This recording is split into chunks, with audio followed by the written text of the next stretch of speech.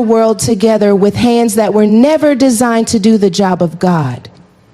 You've been rehearsing every possible worst-case scenario as if anxiety could build a bridge to the miracle you're praying for. But let me tell you something, worry has been lying to you. It's been whispering that you're safer when you're stressed, that you're responsible for every outcome, that rest is dangerous because things might fall apart. But what if the truth is the exact opposite? What if everything you've been trying to force into place actually snaps into alignment the moment you stop trying to control what God already settled? Some of you have been fighting battles in your mind that God already won in your spirit.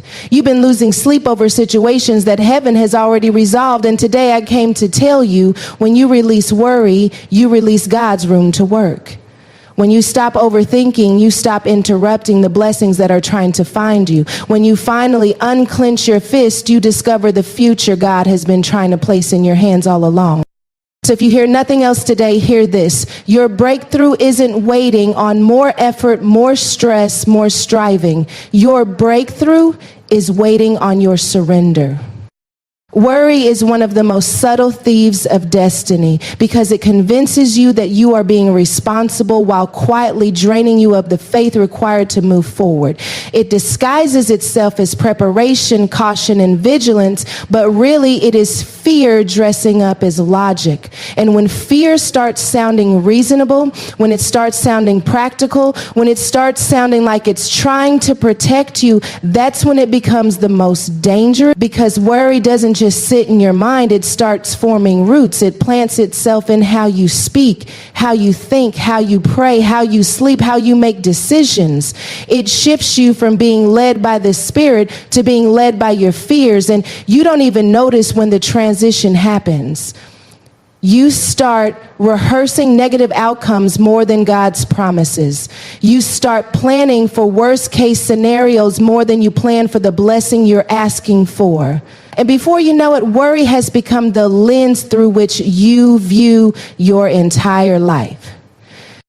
Worry blocks the flow of what God is trying to release because God's blessings often require space, openness, surrender, and expectation. But worry is like clutter in your heart, clutter in your mind, clutter in your spirit. Imagine trying to pour fresh water into a cup already overflowing with dirt.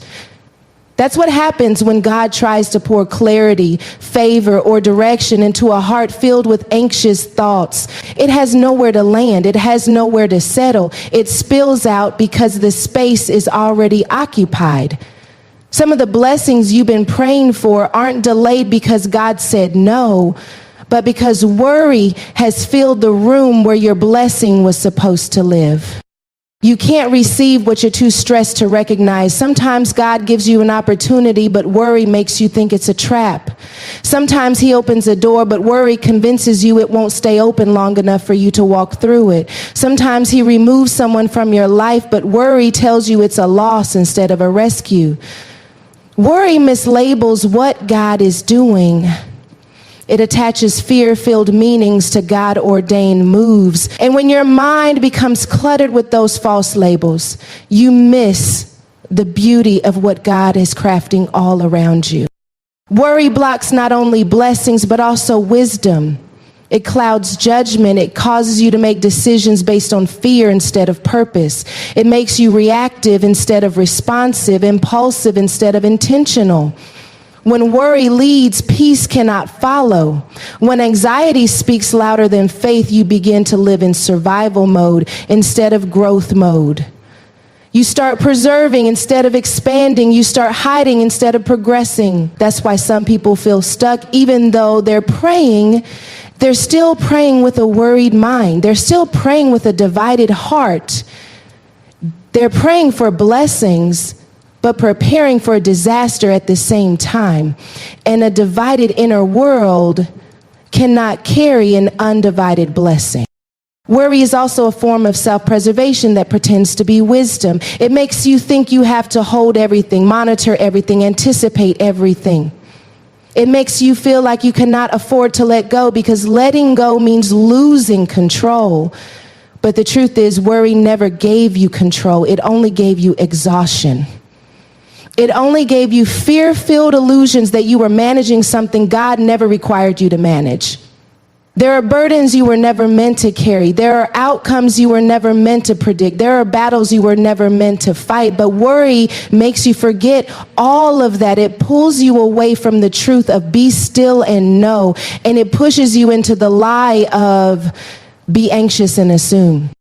Some of you have been wondering why your blessings feel delayed, why your breakthrough feels held back, why progress seems slow, why clarity seems distant. But you don't realize that worry has become your default emotional setting. Worry is the first place your mind goes when God asks for trust. Worry is the first response when life asks for courage. Worry is the first reaction when something unfamiliar shows up. And the more your mind rehearses worry, the more it believes worry is necessary. But worry doesn't keep things from going wrong. It keeps things from going right. It doesn't prevent pain. It prevents progress. It doesn't protect you. It paralyzes you. And the enemy loves that, because if he can't destroy you outright, he will distract you into a life of constant internal battles. Worry is also rooted in the belief that you need to take ownership of what God already promised to handle. You start thinking everything depends on you, your future, your stability, your relationships, your opportunities. You start believing that every mistake will collapse your destiny, and every setback means God's plan is fragile. But divine purpose is not fragile. God's promises do not break because of human errors. God's timing does not collapse because you got discouraged. Worry creates a false identity in your mind that says you are the protector of your own destiny, but you were never assigned that role. God handles the unseen. God fortifies the path. God orchestrates the alignment. God fights the battles you never even knew were forming. When you try to do his job through worry, you exhaust yourself trying to manage what only heaven can sustain. But worry also rewrites your internal narrative.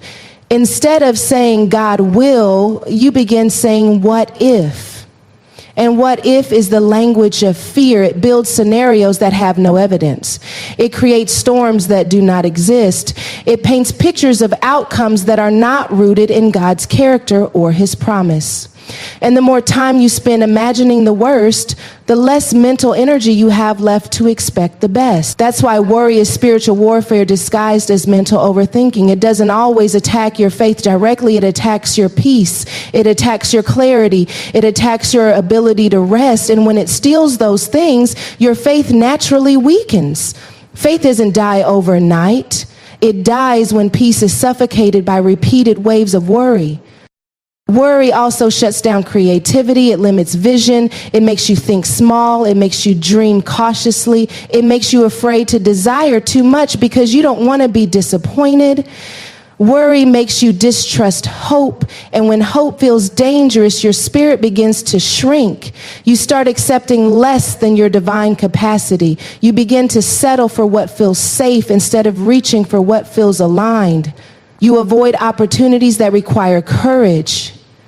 You decline growth that demands trust. You stay in environments you've outgrown because stepping into the unfamiliar feels too risky. But every great move God orchestrated in Scripture required someone to stop worrying long enough to obey. To release worry is not to deny reality, but to deny fear the authority to define your reality. It is choosing to believe that God is already ahead of you, working out details you haven't even prayed about yet. It is choosing to stand in the truth that your life is not a collection of random events, but a carefully woven story being shaped by divine hands.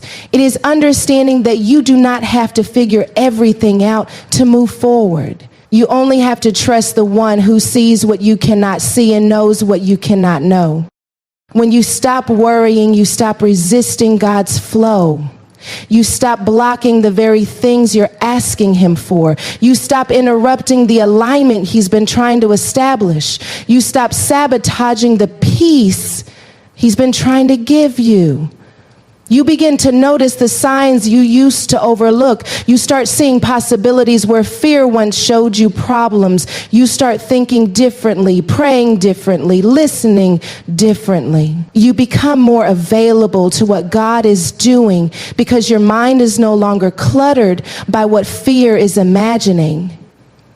And in that shift, everything begins to go well because you finally allow God's order to operate without interference from your anxiety. Surrender creates clarity, peace, and divine alignment because surrender is not about giving up. It is about opening up. It is the moment when you stop wrestling with what you cannot change and finally allow God to breathe into the places you have been holding too tightly. Many people misunderstand surrender. They think it means weakness, passivity, or losing control. But real surrender is one of the most powerful, courageous acts a person can make. It means trusting that God's vision for your life is bigger, wiser, and more complete than anything you could construct on your own. It means releasing your grip on outcomes and choosing to step into the flow of what heaven is trying to orchestrate. When you surrender, you shift from striving to aligning, and that shift changes everything from how you think to how you walk to how you carry yourself in the face of uncertainty. There is a kind of clarity that only comes when you stop fighting God for the pen he's using to write your story.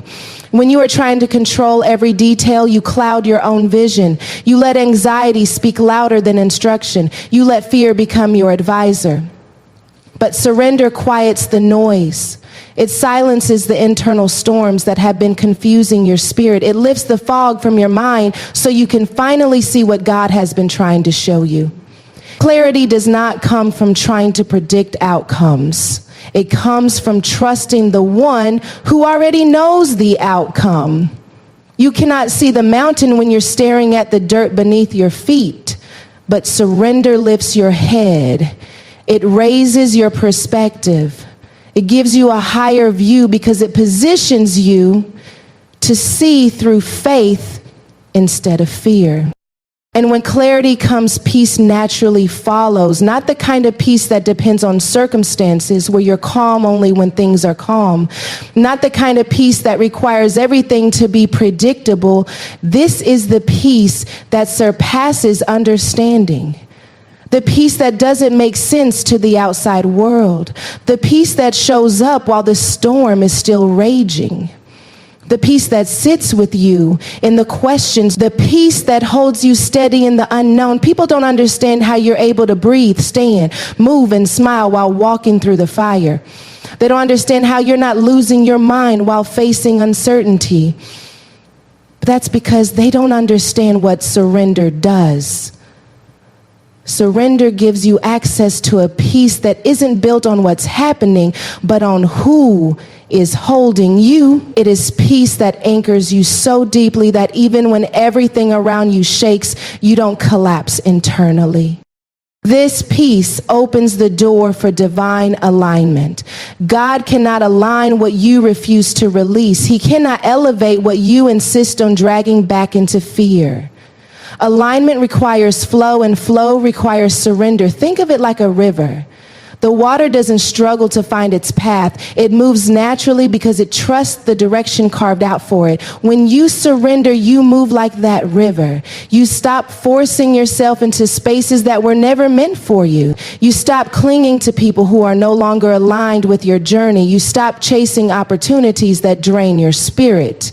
You stop trying to make things fit that God already freed you from. You begin to sense when something is right because peace settles on it. And you sense when something is wrong because peace lifts away from it. Surrender sharpens your spiritual sensitivity so that alignment becomes easier to recognize and follow. Divine alignment means you begin to meet the right people at the right time. Doors that were once heavy suddenly open without human force. Conversations lead to opportunities you didn't plan for. Resources show up without begging. Strength shows up without explanation. Clarity arrives without you pushing for answers. You stop hustling for what God has already written into your destiny. You stop exhausting yourself trying to be your own provider, protector, and planner. You shift from fear-drawn moves to spirit-led steps. And somehow everything starts to flow with ease, not because life becomes easy, but because you are no longer fighting God's direction. Surrender also rearranges your inner world.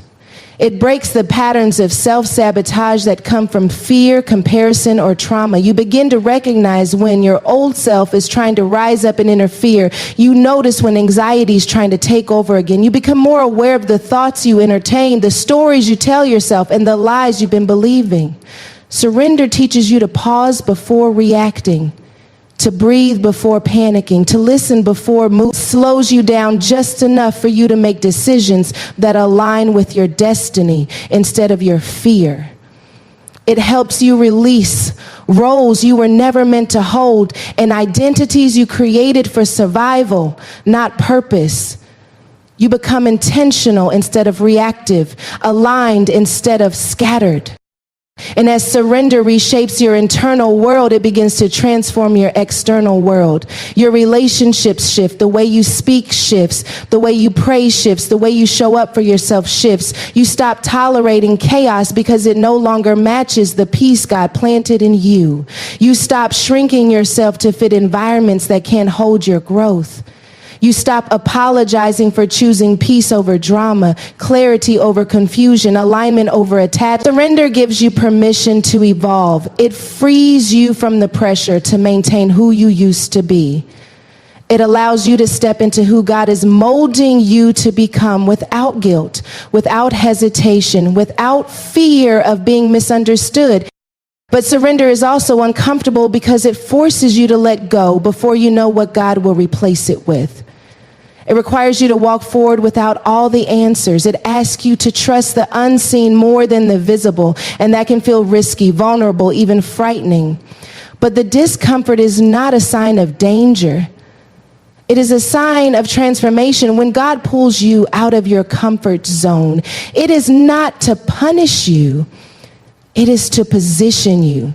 Surrender does not eliminate fear immediately, but it teaches you to move anyway, to trust anyway, to believe anyway, to step into the unknown with the confidence that God has already gone before you to prepare the path.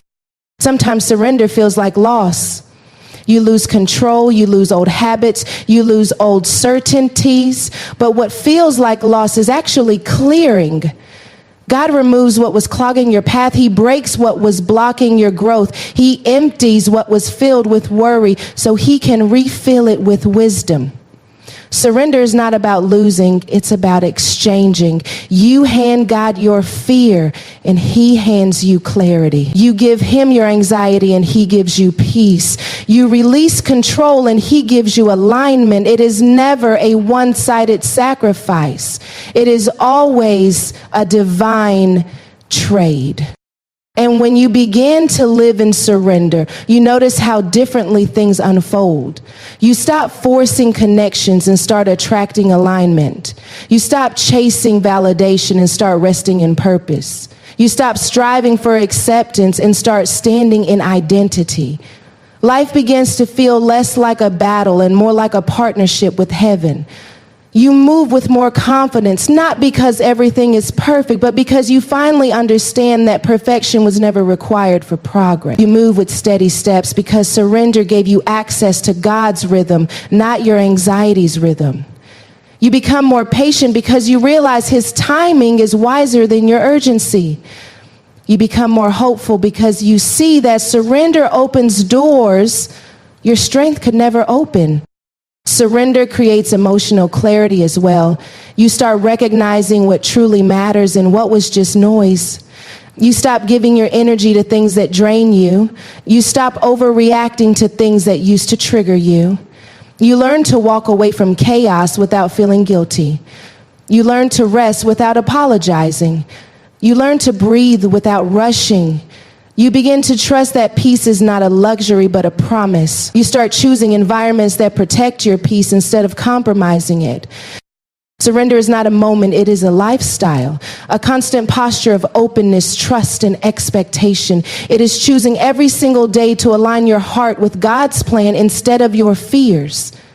And in that lifestyle, you find the version of yourself that worry has been hiding. You find clarity you couldn't access before. You find peace that steadies your soul. You find alignment that positions you exactly where you're meant to be. And in that place of surrendered alignment, everything starts to go well because everything is finally flowing in the direction God intended. Trust transforms your perspective and your decisions because trust is more than a feeling. It is a spiritual position that rewrites how you interpret every moment of your life. When you trust God, you stop looking at your circumstances through the lens of fear and start seeing them through the lens of divine possibility. Trust does not magically remove challenges, but it changes how you process them. It changes what you believe is possible. It shifts the way your heart receives information. It turns threats into training, obstacles into opportunities, delays into divine timing. When trust enters your spirit, everything you encounter is filtered through hope instead of anxiety. That shift alone can transform your entire life. When trust is absent, your mind becomes a battlefield. Every minor issue feels major. Every waiting season feels like punishment. Every silence from God feels like abandonment. Every setback feels like a sign that things are falling apart. But when trust is present, your inner narrative changes completely. The same situations look different because your spirit is different. Instead of thinking God forgot about me, you think God is preparing something I can't see yet. Instead of thinking this delay is hurting me, you think this delay is protecting me. Trust shifts you from fear-based assumptions to faith-based interpretations. It recalibrates your internal compass so that you can walk through the unknown with confidence instead of trembling uncertainty. Trust also transforms how you see yourself. When you trust God, you stop identifying with failure, rejection, or fear. You stop believing the lies that insecurity has been whispering in your ear. You begin to see yourself the way God sees you, capable, worthy, chosen, equipped, and strengthened. You stop magnifying your weaknesses and start recognizing the grace that surrounds your life. Trust reminds you that you are not navigating life alone. You're not depending solely on your own strength, intelligence, strategy, or resilience. You are supported, covered, guided, and empowered by a God who has already written victory into your DNA. That alone changes the way you make decisions because you no longer choose from a place of fear. You choose from a place of identity. Trust transforms your decision-making by stripping away the panic. When you don't trust God, every decision feels heavy. Every choice feels like life or death. You second-guess yourself, overthink, spiral, and question whether you're capable of discerning the right path. But when trust is your foundation, you step into decisions with a steadier heart. You become less reactive and more responsive. You don't rush out of fear. You move with intention. You don't cling to temporary comfort. You choose what aligns with your future. You don't let fear vote in your decisions. You let purpose guide the way. Trust makes you bold because you're not depending on your limited vision. You're depending on God's unlimited wisdom. Trust also softens your attachment to outcomes. You stop needing everything to go exactly as planned because you recognize that God has a higher plan. You stop panicking when doors close because you realize closed doors are redirection, not rejection. You stop obsessing over timelines because you understand that God is not delaying you, He is developing you. You stop trying to micromanage your life because you know His way is better than your way. Trust doesn't mean you stop caring about your future. It means you stop trying to control what only God can shape. You stop being crushed when things shift unexpectedly because you know His hand is in the shift. Trust also changes the way you pray. When you don't trust, your prayers sound like frantic requests for God to fix things immediately. But when trust is present, your prayers become conversations instead of panic pleas. You pray with confidence instead of fear. You pray with expectation instead of desperation. You pray with courage instead of anxiety. Trust changes prayer from a place of God, please don't let this fall apart, to God, I know you're working this out even if I don't see it yet. And that shift in prayer realigns your spirit because your words become anchored in faith rather than fear. Trust transforms your perspective by teaching you to see beyond the visible. When you trust, you begin to recognize divine fingerprints in places you once overlooked. You see God in the delay, in the detour, in the inconvenience, in the closed door, in the unexpected shift. You start noticing the way he protected you from connections that would have drained you, opportunities that would have misaligned you, relationships that would have crushed your spirit. Trust gives you hindsight clarity long before hindsight arrives. It helps you interpret life through spiritual truth instead of emotional panic. Trust also changes your pace. When you're full of fear, you rush. You rush decisions, you rush growth, you rush healing, you rush conversations, you rush transitions, you rush because you're afraid that if you pause, everything will fall apart. But trust slows you down. It teaches you to breathe, to rest, to wait, to listen. Because when you truly trust God, you understand that what is for you cannot be taken, stolen, or undone. You no longer feel pressured to force anything. You give yourself permission to move with grace, not haste. Trust shifts how you handle adversity. When challenges come, you don't collapse emotionally the way you once did.